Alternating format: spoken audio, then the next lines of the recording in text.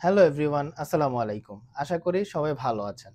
আমি আজ আপনাদের সামনে একটি গুরুত্বপূর্ণ তথ্য নিয়ে এসেছি, সেটা হলো বেসিক স্কিলস অ্যান্ড কাউন্সেলিং এর একটা গুরুত্বপূর্ণ পার্ট ট্রান্সেকশনাল অ্যানালাইসিস সম্পর্কে কিছু বলতে এসেছি আপনাদের সামনে। সেটা হলো ট্রান্সেকশনাল অ্যানালাইসিসটা কি? সেটা হলো মানব আচরণ এবং যোগাযোগকে ইন্টারপ্রেট করার একটি তত্ত্ব। মানুষের পার্সোনালিটিকে তিনটা প্রধান ইগো স্টেট দিয়ে তৈরি করা হয়। সেটা হলো parent ego state, adult ego state and child ego state. এরপরে হলো আমি 12টা কমন লাইফ স্ক্রিপ্ট ইনজাংশন আপনাদের সামনে শেয়ার করছি। সেটা হলো ডোন্ট বি। ডোন্ট বি হলো অস্তিত্ব না থাকা। সেটা হলো ছোটবেলায় কেউ যদি এক্সপেরিয়েন্স হয় যে বিভিন্ন ট্রমার মধ্যে যায়, বিভিন্ন অবহেলিতর মধ্যে দিন পার করে। যেমন একটা উদাহরণ দিয়ে বলি যে রিমা একজন পার্সন, সে মনে করে যে তাকে মা বলছে যে তুই জন্মেছিলি বলেই এই সমস্যা হয়েছে, তুই জন্মেছিলি বলেই এই কাজটি আমি করতে পারিনি। এখানে কিন্তু তাকে অবহেলিত করা হচ্ছে। এই সময় সে বড় হয়ে কিন্তু সে আনন্দ খুঁজে পায় না এবং নিজেকে অপ্রয়োজনীয় মনে করে এটার কারণে। এরপরে হলো 2 নাম্বারটা হলো don't be you. Don't be you হলো তুমি যেমন তেমন হইও না। ছোটবেলায় আমরা অনেকে এক্সপিরিয়েন্স হই যে তুমি এর মতো হও না কেন, কিন্তু নিজের যে একটা স্বভাব সেটা কিন্তু অবদমিত হয়ে গেল। কোনো একটা উদাহরণ দিয়ে একটা বলি যে কেউ শিল্প ক্রিয়েটিভিটিতে অনেক এক্সপার্ট, কিন্তু পরিবার এটাকে ভালো চোখে দেখে না যে তুমি এটা করে কি করবে, ওর ওর মতো হও না কেন, ও অনেক বড় জায়গায় লিড করবে এক সময়। এতে করে কিন্তু তার যে একটা স্বভাব সেটা কিন্তু অবদমিত হয়ে গেল। এরপরে হলো don't make it. Don't make it এখানে বুঝিয়েছে যে তুমি সফল হইও না। অনেক সময় পরিবারের কাছে সফলতাকে ঈর্ষার কারণ বা হুমকির স্বরূপ মনে হয়। কোন উদাহরণ দিয়ে বলি যে রিমা একজন পার্সন, সে সফলতা লাভ করে তার মার কাছে গেছে, কিন্তু তার মা বলল তোর ভাই খারাপ করেছে, তোর গর্ব করার কিছু নেই। এখানে কিন্তু তার যে সফলতা সেটা কিন্তু অবদমিত হয়ে গেল। সে কিন্তু বড় হয়ে সেই সফলতা শেয়ার করতে পারবে না এবং আনন্দ খুঁজে পাবে না কোনো সফলতার ক্ষেত্রে। এরপরে হলো don't be important.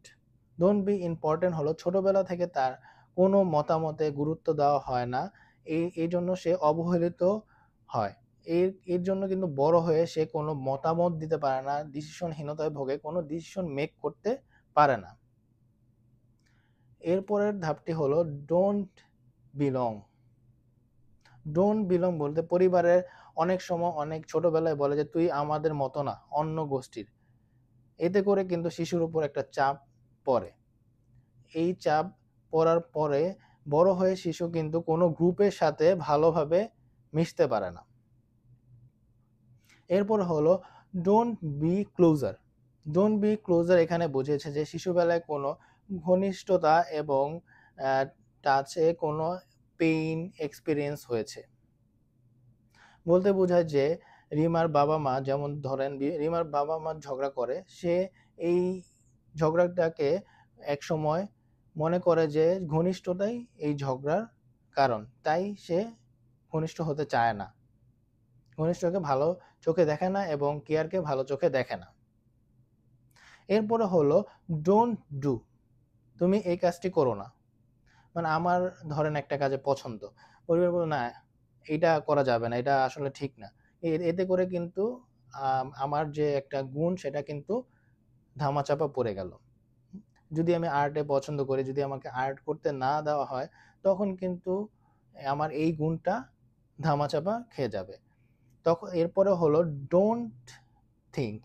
Don't think হলো তুমি চিন্তা করো না, তুমি যে মতামতটা দিয়েছো সেটা ঠিক না। অনেক সময় আমরা কোনো পরিবারের ডিসিশনে আমরা মতামত দেই, সেটা কিন্তু পরিবার মেনে নেয় না, বলে কি না এটা ঠিক না, এটা তুমি বোকামি করছো। এতে করে কিন্তু সে বড় হয়ে কোনো মতামত দিতে পারে না, কোনো চিন্তা করলে সেটা প্রকাশ করতে পারে না।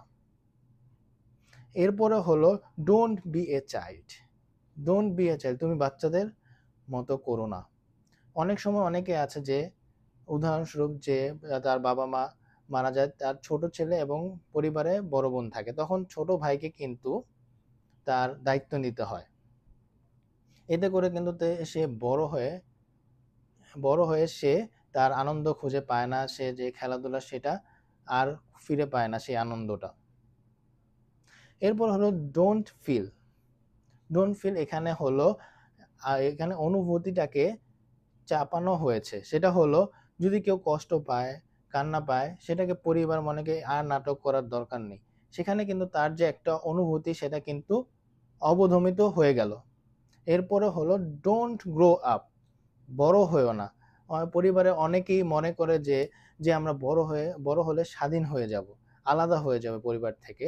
তাই পরিবার বড় হতে অনেক সময় দেয় না। তাই মেয়েরা কিন্তু অনেক স্বাধীনতার অভাবের কারণে কোনো ডিসিশন এবং বিভিন্ন জায়গায় লিড করতে অসুবিধা হয় তাদের।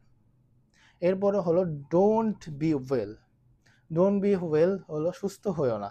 অনেকে মনে করে যে অসুস্থ হলে পরিবার আমাদের খেয়াল করে, অন্য সময় করে না, অন্য সময় অবহেলিত করে, তাই সে বেশিরভাগই অসুস্থতার ভান করে। আশা করি আমি আপনাদের বোঝাতে পেরেছি যে ট্রান্সেকশনাল অ্যানালাইসিসের যে 12টা কমন লাইফ স্ক্রিপ্ট ইনজাংশন রয়েছে। সবাইকে ধন্যবাদ।